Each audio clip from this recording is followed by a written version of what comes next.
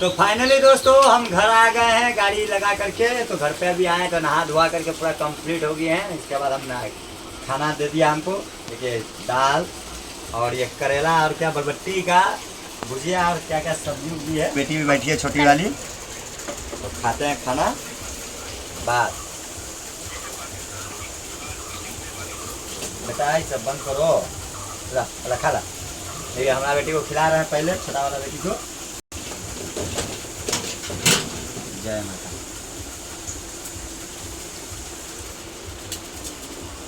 और सब्जी भुजिया दोनों है।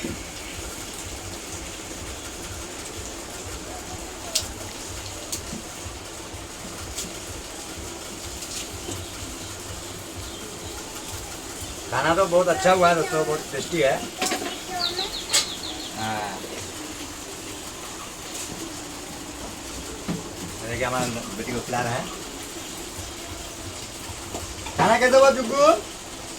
है जुग्गू? टेस्टी। वाह टेस्टी हुआ है।